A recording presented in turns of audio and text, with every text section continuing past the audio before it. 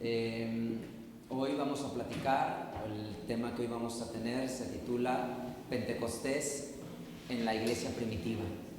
Pentecostés en el cristianismo primitivo. Hace 2000 años que Jesús estuvo en la tierra y 2000 años después las cosas se distorsionan a través de la historia y siempre es bueno recordar un poco para regresar al pasado y entender cómo sucedieron las cosas en un inicio de las cosas.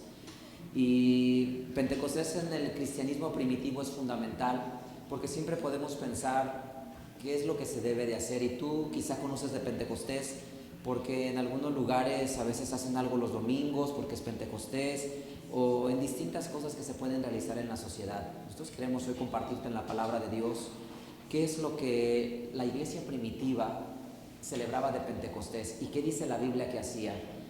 Hay un principio muy importante que creo que debemos de tener todos claros. ¿Qué es el cristianismo? El cristianismo, aunque suene redundante o evidente u obvio, es la enseñanza de Jesús y la visión de Jesús que Él tiene, la religión de Jesús.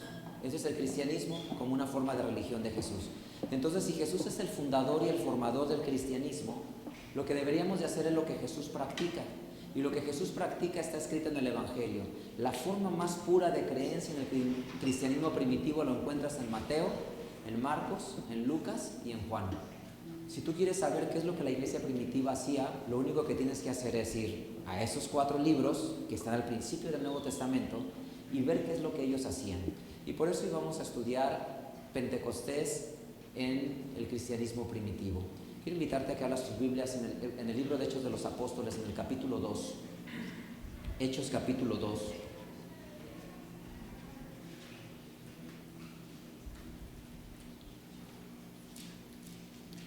Y vamos a leer del versículo 1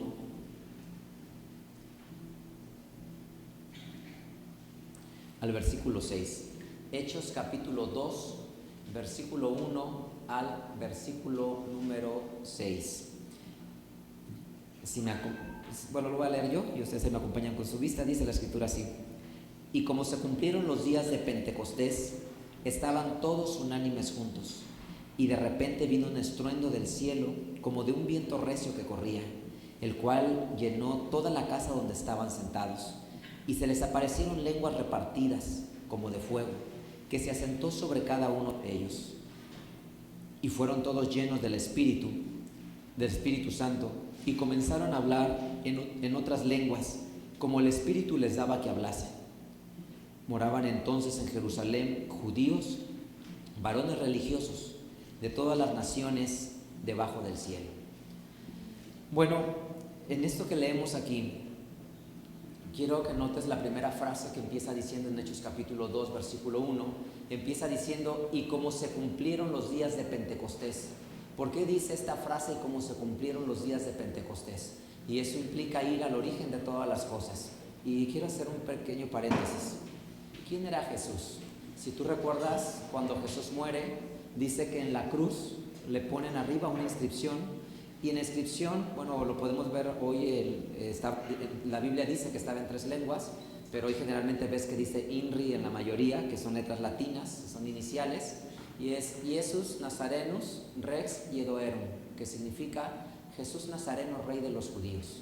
Es decir, Jesús era un judío, un israelita, y como tal vive y crece en esa cultura. Y al crecer en esa cultura, lo que él practica es porque está escrito en el libro central del pueblo de Israel. El libro central es la Biblia, el Antiguo Testamento. Y entonces Hechos 2.1 dice, y como se cumplieron los días de Pentecostés. ¿Qué significa esa frase, y como se cumplieron? Quiero leer contigo Levítico 23. Levítico capítulo 23, versículo número 4. Levítico 23, versículo 4 dice así: estas son las solemnidades de Jehová, las convocaciones santas, a las cuales convocarás en sus tiempos. Dice que las convocarían en sus tiempos, y que aquí tú lo lees, lo convocarás en sus tiempos, pero si vas al original hebreo, el hebreo lo que dice, las convocarás en su tiempo específico, en su tiempo fijo, ¿sí? significa que hay una fecha exacta en la que se debe de celebrar y esa fecha no se puede cambiar. En el caso de Pentecostés, dice Levítico 23, aquí mismo donde estamos, y vamos a leer un poquito largo la lectura. Dice el versículo número 15 en delante. Dice Levítico capítulo 23, versículo 15 en delante. No sé si falta un poquito de iluminación atrás. Dice el versículo 15 así: y os habéis de contar desde el siguiente día del sábado, desde el día en que ofrecisteis el homer de la ofrenda mecida, 7 semanas cumplidas serán. Hasta el siguiente día del sábado séptimo contarás 50 días. Entonces ofrecerás nuevo presente a Jehová. ¿Qué dice este versículo? Si te fijas, el versículo dice, te vas a contar 50 días después de que se ofreciera el homer. Me refiero al versículo número 15. Dice, y os habéis de contar desde el siguiente día del sábado, del día en que ofreciste el homer de la ofrenda mecida, dice, 7 semanas cumplidas serán.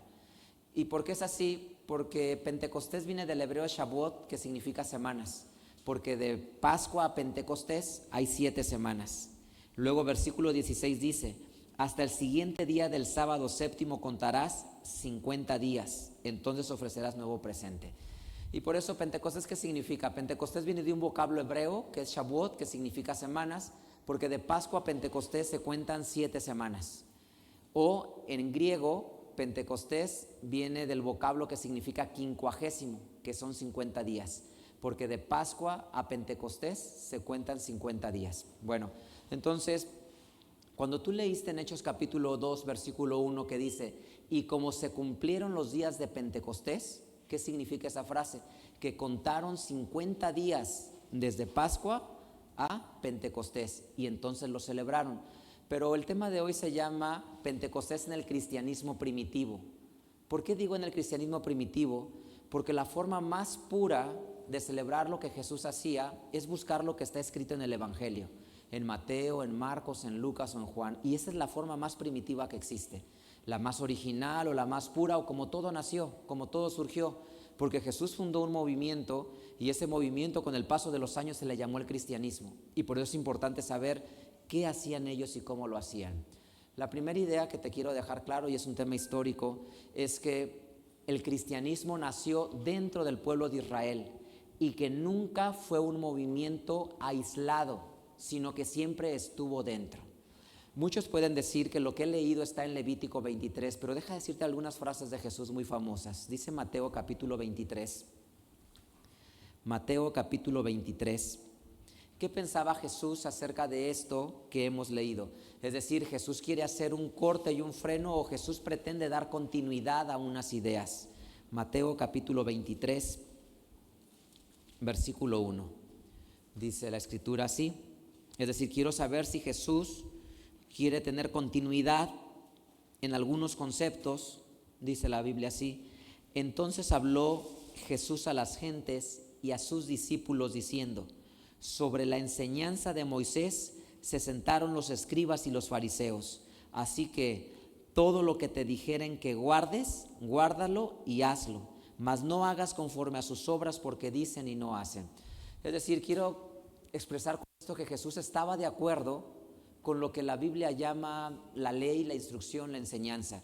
Jesús está de acuerdo en que eso que está escrito en Levítico 23 se debía de respetar. Es decir, Levítico 23 dice, tú vas a contar 50 días o 7 semanas y celebrarás Pentecostés.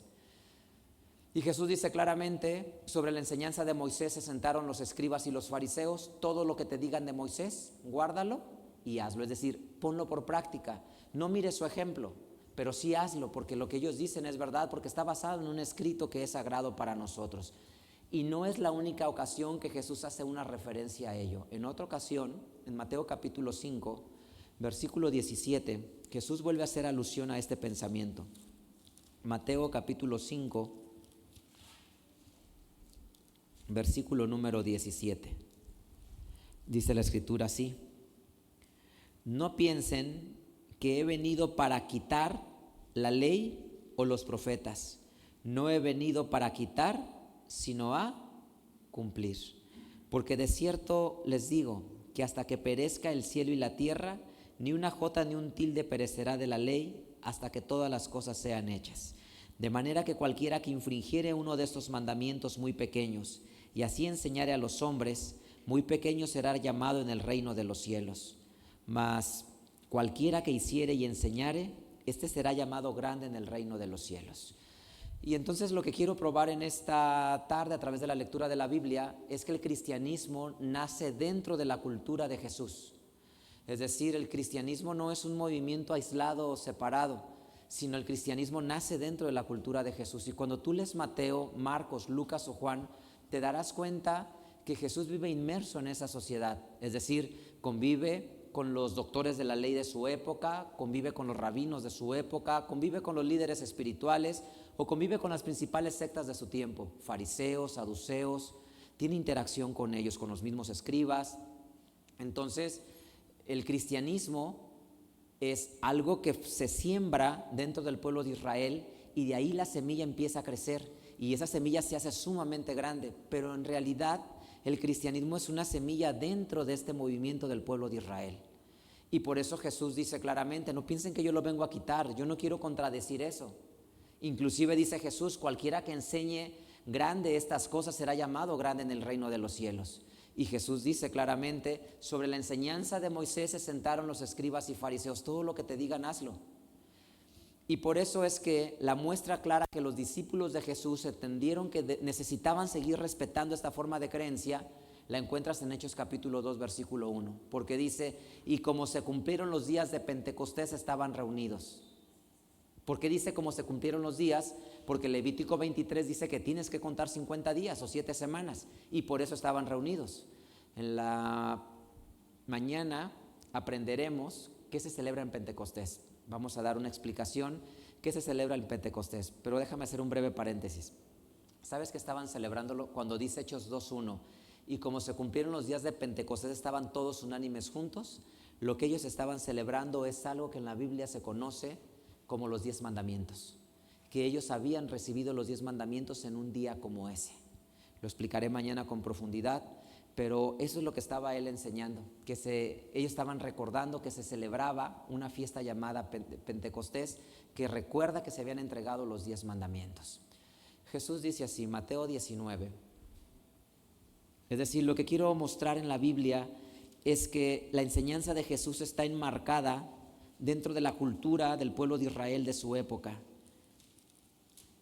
Mateo capítulo 19, versículo 17. Dice así, y él le dijo, ¿por qué me llamas bueno? Perdónenme, versículo 16. Mateo 19, 16. Y he aquí, uno llegándose le dijo, Maestro bueno, ¿qué bien haré para tener la vida eterna? Y él le dijo, ¿por qué me llamas bueno? Ninguno es bueno sino uno, es a saber, Dios. Y si quieres entrar en la vida, guarda los mandamientos. Quiero que notes con estos 3 versículos que leí Mateo 23:1, leí Mateo 5:17 y ahora Mateo capítulo 19. En los 3 versículos Jesús resume una sola idea.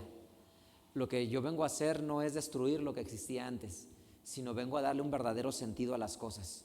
Vengo a darle una dirección correcta a las cosas, para que las personas entiendan qué es lo que Dios quiere de cada uno de ellos. Entonces, cuando lo ves de esta manera, Jesús convive con la época, Jesús convive con las personas de su tiempo y establece un respeto a las cosas que ellos hacen. Y quiero que notes esto. Jesús muere y va a resucitar, va a ascender a los cielos. Primero, si ellos estuvieran en contra del sistema de enseñanzas de su época, no estarían en el templo. El templo de Jerusalén representa la base de la teología de la época del pueblo de Israel. Y mira esto, es súper interesante. Dice, primero, ¿dónde enseñaba Jesús? Juan capítulo 18. Es decir, quiero mostrar dónde enseñaba Jesús. Juan capítulo 18,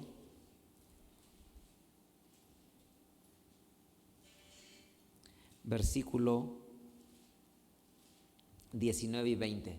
Nota en esto que vamos a leer en Juan capítulo 18, versículo 19 y 20, dónde estaba Jesús. Y lo que quiero mostrar es que el cristianismo nace dentro de la religión de la época en el pueblo de Israel. Dice así: y el pontífice preguntó a Jesús acerca de sus discípulos y de su doctrina. Jesús le respondió: yo manifiestamente he hablado al mundo. Yo siempre he enseñado. ¿En dónde enseñaba Jesús? En la sinagoga y en el templo, donde se juntan todos los judíos, y nada he hablado en oculto. Por eso es que es imposible pensar que Jesús está en contra de las enseñanzas que están escritas en la ley de Moisés, o lo que se conoce como la ley de Moisés, porque dice Jesús claramente: todo este tiempo yo he enseñado en un solo lugar, he enseñado en el templo y en la sinagoga. ¿Qué es una sinagoga? La sinagoga es un centro de enseñanza, es como esto donde tú estás ahora. Eso es una sinagoga en el siglo I, que sucedía donde los judíos o los israelitas iban a estudiar la Biblia. Es decir, hoy tú le dices vamos al templo y vas a una iglesia, o vamos a una casa de oración y vas a una iglesia, o decimos vamos a la iglesia. En el tiempo bíblico decían vamos a la sinagoga. ¿Y la sinagoga qué es?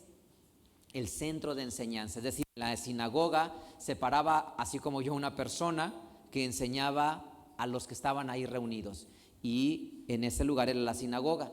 Es decir, si tú vivías en distintas regiones fuera de Jerusalén, tú encuentras una sinagoga fuera de todas las regiones de Jerusalén. Pero si estás en Jerusalén, tú tienes el templo, y en el templo está el sumo sacerdote, la persona con más autoridad del pueblo de Israel, donde están reunidos los príncipes, los doctores de la ley, el consejo de ancianos. ¿Y dónde enseña Jesús? Dice Jesús: todo este tiempo he enseñado en las sinagogas y en el templo. ¿Qué significa eso? Que el cristianismo está dentro del pueblo de Israel. Está dentro del pueblo de Israel. No es algo que está afuera, pertenece a ello. Y por eso es que ellos respetan la ley de Moisés, porque Jesús, el fundador del cristianismo, dijo: sobre la enseñanza de Moisés se sentaron, tomaron la base de su enseñanza, hazles caso, pero no siga su ejemplo. Y por eso les dice claramente: yo no vine a quitar la ley, y cualquiera que enseñe grande la ley será grande. Y eso está escrito en Levítico 23, que lo debían de hacer. Y ahora Jesús muere, se va a los cielos. ¿Dónde creen que se quedan los discípulos? Si son un movimiento separado, ya no estarían en el templo. ¿Y qué crees? Lucas, Moshe, Lucas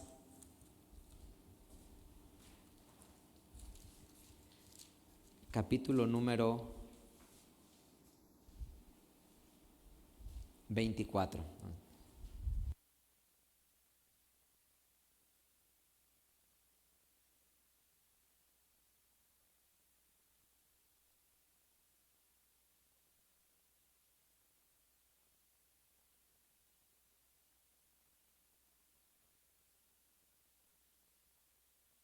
Capítulo 23, y miren esto. 24, perdón, gracias. Lucas capítulo 24, versículo 49. Dice así: he aquí, yo enviaré la promesa de mi Padre sobre vosotros, mas ustedes quédense en la ciudad de Jerusalén hasta que sean investidos de potencia de lo alto. Y sacólos fuera hasta Betania, y alzando sus manos los bendijo. Y aconteció que bendiciéndolos se fue de ellos, y era llevado arriba al cielo. Y ellos, después de haberle adorado, se volvieron a Jerusalén con gran gozo. Y miren lo que dice el versículo 53, que es impresionante. Y estaban siempre, ¿en dónde? Alabando y bendiciendo a Dios. Y esto es sumamente interesante, porque Jesús ya se fue, Jesús ya partió a los cielos. Y aunque Jesús ya partió a los cielos, ¿dónde están ellos? En el templo. ¿Y qué es lo que dicen? Lo que dicen ellos es que quien mató a Jesús, se ve cómo los saduceos se organizan y en el templo pasa todo eso, pero los discípulos se siguen quedando allí. ¿Por qué se quedan los discípulos allí? Porque claramente forman parte de ese pueblo de Israel. Con esto lo que te quiero mostrar es que Pentecostés es una celebración que los discípulos hacían como iglesia primitiva. Ellos creían en eso y estaban allí celebrando. Cuando tú lees Hechos capítulo 2 versículo 1, ellos están celebrando la fiesta de Pentecostés. Esto que tú lees en Hechos 2.1 sucede en el año 30. 30 años después, en el año 60, mira lo que pasa. Hechos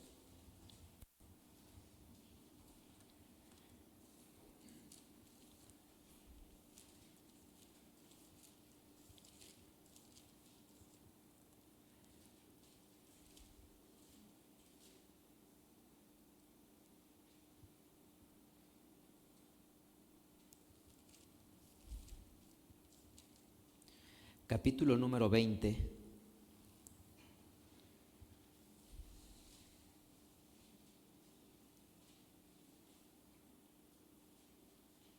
versículo 16. Esto que voy a leer es el año 60, es decir, han pasado 30 años. En el año 30 celebran Pentecostés en Hechos 2.1 y 30 años después, en el año 60, sucede esto. Hechos capítulo 20, versículo 16. Porque Pablo se había propuesto pasar adelante de Éfeso por no detenerse en Asia, porque se apresuraba por hacer el día de Pentecostés, si le fuese posible, en Jerusalén. Es decir, 30 años después él sigue celebrando Pentecostés. Y por eso ya estamos platicando acerca de Pentecostés en la iglesia primitiva, en el cristianismo primitivo. Y Pentecostés era una celebración que ellos tenían. Por tanto, a través de los años, la iglesia necesita celebrar el día de Pentecostés, porque necesita conmemorar. Por eso dice que él se apresuraba a hacer la fiesta de Pentecostés, si le fuera posible, en Jerusalén. Entonces, es algo que para nosotros es fundamental y vital. Y si tú te preguntas, ¿cuál es la identidad de la iglesia? ¿Cuál es la identidad que tiene la iglesia de Dios? Y digo iglesia de Dios porque si tú lees el Nuevo Testamento, las cartas van dirigidas y las dirige a un grupo que se llama la iglesia de Dios. ¿Sí? Mira, déjame leer unos versículos. Primero a los Corintios. Dice, primera carta a los Corintios, capítulo 8.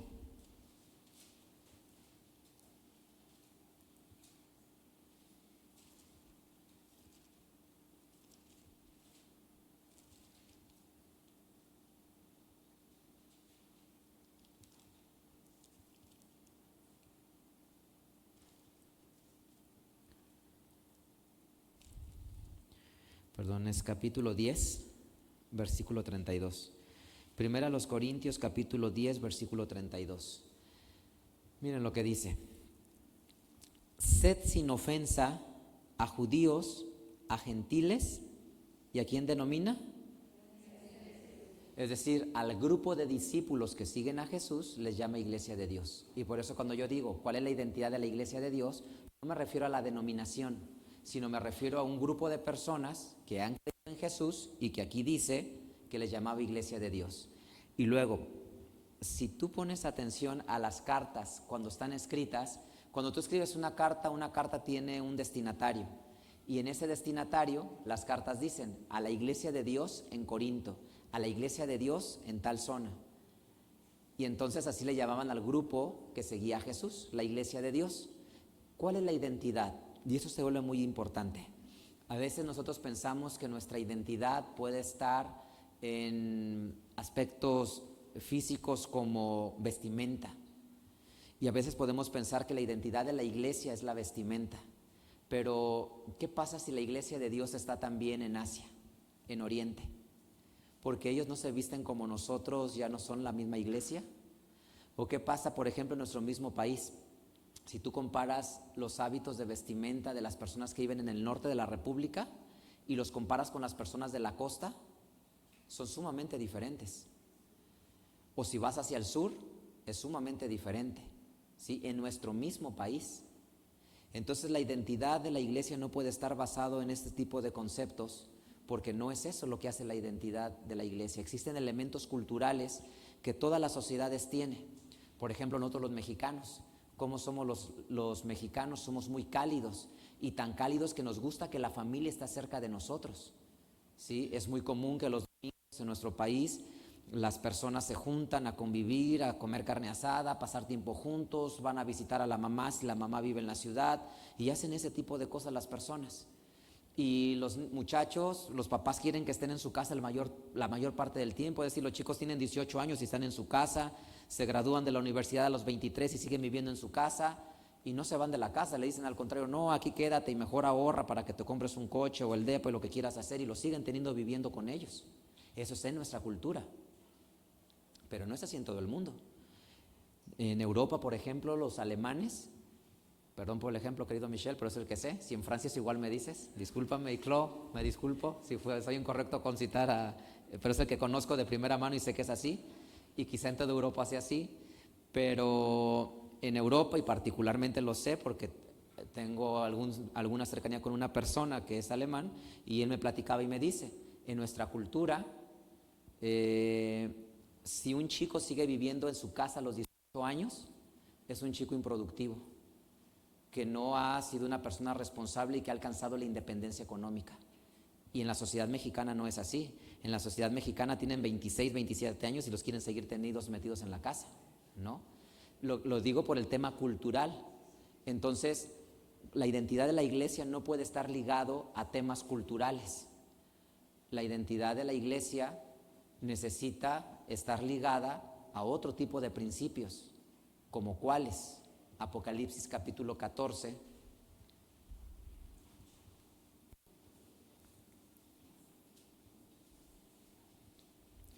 Apocalipsis capítulo 14, versículo 12. ¿Cuál sí es nuestra identidad y qué es lo que sí nos distingue como iglesia de Dios? Apocalipsis capítulo 14, versículo número 12. Dice: aquí está la paciencia de los santos, aquí están los que guardan los mandamientos de Dios y la fe de Jesús. ¿Cuál sí es nuestra identidad sin importar dónde estemos? Los mandamientos de Dios. Es decir, hoy tú estás celebrando Pentecostés, pero en todo el mundo los que han abrazado a Jesús y que creen, como dice Levítico 23, están celebrando esta solemnidad. Quizá otros van a empezar mañana por el tema si estás en otro lado del mundo, pero es el mismo concepto, ¿sí? Celebran esta solemnidad. Y entonces, ¿qué identifica a la gran familia de Dios en la tierra? No importa si son orientales, no importa si son asiáticos, no importa si son norteamericanos, centroamericanos, de Sudamérica, no importa de la región del mundo donde estén. Lo que importa es que los une una identidad que es aceptar la palabra de Dios. Apocalipsis capítulo 12.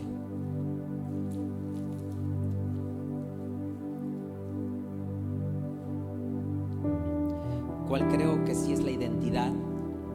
¿O qué es lo que enseñamos que sí es nuestra identidad? Apocalipsis capítulo 12, versículo 17. Dice la escritura así: entonces el dragón fue airado contra la mujer y se fue a hacer guerra contra los otros de la simiente de ella. ¿Qué característica tiene? Los cuales guardan los mandamientos de Dios y tienen el testimonio de Jesús. Entonces, ¿cuál sí es nuestra identidad? Puede haber entre nosotros una enorme diversidad de niveles intelectuales, de niveles sociales. Puede haber una gran diversidad de pensamientos, y más nosotros que vivimos en Guadalajara, somos personas que nos reunimos de distintos lados. La gran mayoría de nosotros quizá no somos de aquí, más bien, si volteo, muy pocos son los que son de aquí. Muchos hemos migrado por necesidad a la ciudad y nos hemos quedado aquí. y no somos de este lugar. Venimos de otros lados, de otros estados de la República, y no importa que vengamos de otros estados de la República y que tengamos distinta cultura, distinta identidad, distintos hábitos, ¿sí? Las personas que vienen de la costa son de una manera, las personas que vienen de la montaña son de otra manera. No importa de dónde vengamos. Cuando llegamos a este lugar, lo que nos une es una identidad a través de esta fiesta que se llama Pentecostés. Esto sí nos une, y esto sí es una identidad, celebrar la fiesta de Pentecostés. ¿Qué celebramos el día de hoy? En la parte clara platicaré mucho de esto, pero quiero decir que la iglesia primitiva celebraba Pentecostés, y Pedro aprovechó el momento de Pentecostés para enseñar algo. Hechos capítulo 2. Pedro aprovechó este momento para enseñar algo muy valioso. Hechos capítulo 2.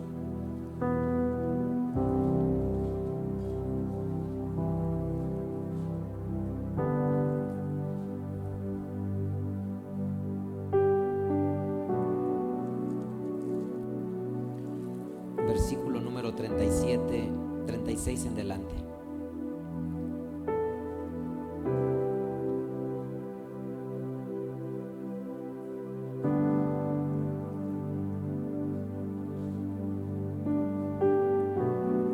Dice así: sepa pues ciertísimamente toda la casa de Israel que a este Jesús que ustedes crucificaron, Dios ha hecho Señor y Cristo. Entonces, oído esto, fueron compungidos de corazón y dijeron a Pedro: varones hermanos, ¿qué haremos? Y Pedro les dice: arrepiéntanse cada uno de ustedes en el nombre de Jesucristo para perdón de los pecados, y recibirán el don del Espíritu Santo, porque para ustedes es la promesa, y para sus hijos, y para todos los que están lejos, para cuantos el Señor nuestro Dios llamare. Y con otras muchas palabras testificaba y exhortaba, diciendo: sed salvos de esta perversa generación. Así que los que recibieron su palabra fueron bautizados, y fueron añadidas a ellos aquel día como 3,000 personas, y perseveraban en la doctrina de los apóstoles, en el partimiento del pan y en las oraciones.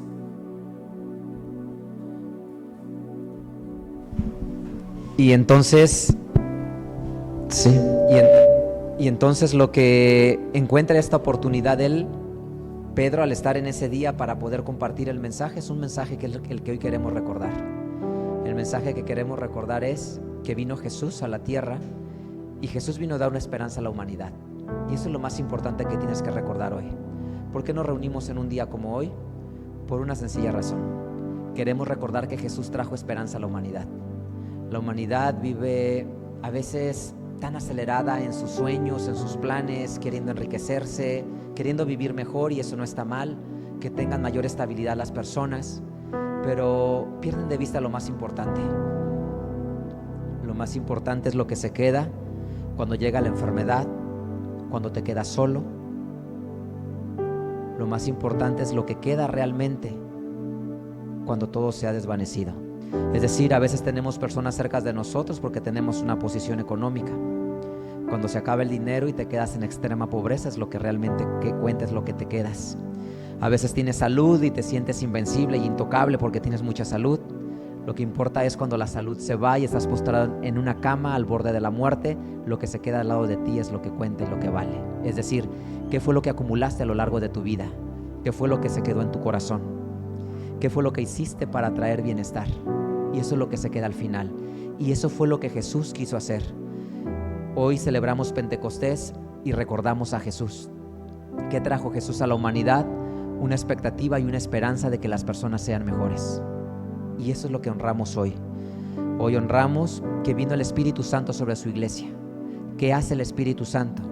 El Espíritu Santo trabaja en la mente de las personas. Nosotros creemos que existen dos tipos de inteligencia. La inteligencia humana, pero también existe la inteligencia de Dios que trabaja en la mente humana. ¿Y qué es lo que hace Dios entonces? Celebramos hoy en Pentecostés el Espíritu Santo, y el Espíritu Santo en Pentecostés significa para nosotros algo muy valioso: el poder de la mente y del raciocinio por encima de los impulsos y de las emociones.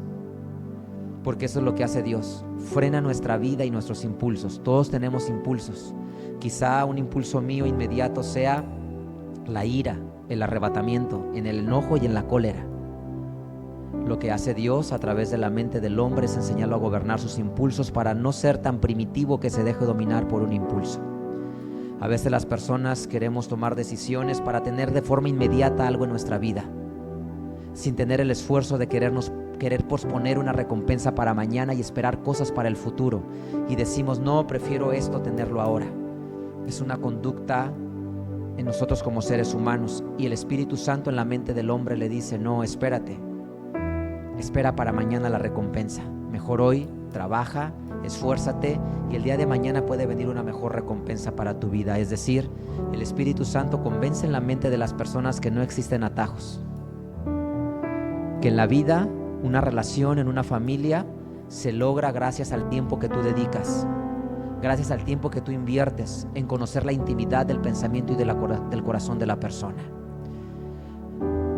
Podemos pensar que la amistad con nuestros hijos se puede detonar porque tú le das un obsequio, porque les das permiso de hacer cosas, porque pasas tiempo con ellos, pero a pesar de eso puede ser una persona ausente para ellos, porque no hay intimidad entre tus hijos y tú, no hay alguien que se abra el corazón.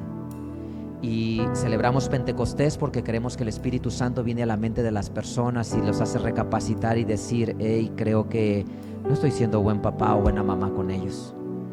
Creo que no estoy dedicando el tiempo de calidad que ellos merecen, ni la cercanía, ni la presencia que ellos necesitan. Y te hace pensar y reflexionar el Espíritu y decir, necesitas esforzarte. Porque los que eran unos chiquitos ayer, ahora son unos adultos. Y parece que pronto se van. Porque ya son jóvenes, ya son adolescentes, ya son jóvenes. Y apenas ayer los tenía en mis brazos y hoy tienen 15 años, 20 años. Y así de rápido mañana tendrán 28, 30 años y se habrán ido. ¿Y qué es lo que ellos se llevarán? Solo se llevarán el amor, el cariño, el tiempo, la presencia que tú les das a ellos. Eso celebramos hoy. Celebramos Pentecostés. Celebrar Pentecostés es que vino el Espíritu Santo. Y que el Espíritu Santo haya venido a nosotros, nos ha venido a exaltar nuestro pensamiento humano a través de la dirección de Dios. Lo que ahora nos da a nosotros es una gran oportunidad de estar cerca de Él, de estar cerca de nuestro Dios.